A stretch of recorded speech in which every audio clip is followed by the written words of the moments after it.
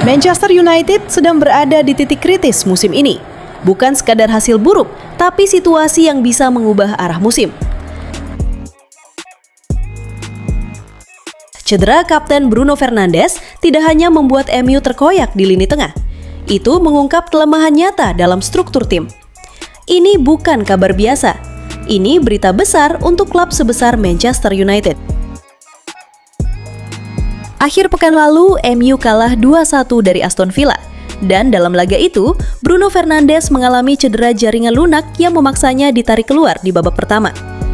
Manajer Ruben Amorim mengonfirmasi, cedera itu akan membuat Bruno absen dari beberapa pertandingan ke depan, termasuk laga besar di Old Trafford pada Boxing Day melawan Newcastle United. Amorim menyebut sosok Bruno mustahil digantikan secara langsung. Bukan hanya sebagai kreator di lini tengah, tetapi juga sebagai pemimpin di lapangan. Ini bukan sekedar satu pertandingan tanpa dia.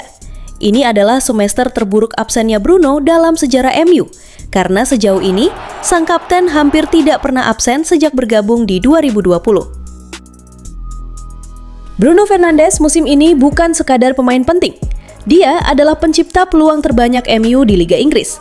Pemain yang menghubungkan lini tengah dengan serangan dan pengatur ritme permainan yang sulit digantikan.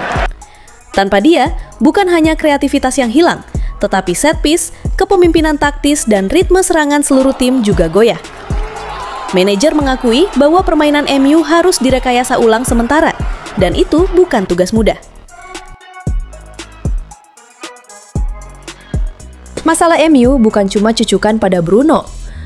Kobbie Mainoo juga absen karena cedera, dan beberapa pemain lain seperti Harry Maguire dan Matthijs de Ligt masih dalam proses pemulihan.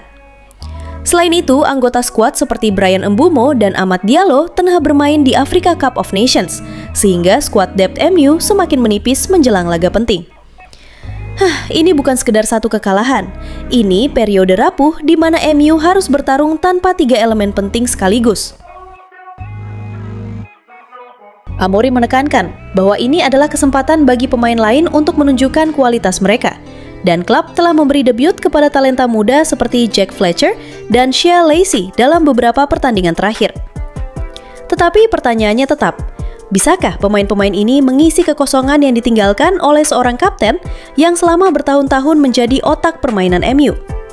Karena di level Premier League, terutama saat menghadapi tim-tim kuat seperti Newcastle, ketidakhadiran Bruno dapat berakibat besar dalam fase ofensif maupun transisi pertahanan serangan. Statistik menunjukkan bahwa MU ketika Bruno tidak terlibat dalam gol atau assist, performa tim menurun secara signifikan. Bukan hanya dalam angka, tapi dalam dinamika permainan. Ini adalah pertanyaan besar bagi klub. Apakah MU terlalu bergantung pada satu pemain? Atau apakah tim punya rencana cadangan yang matang untuk situasi seperti ini?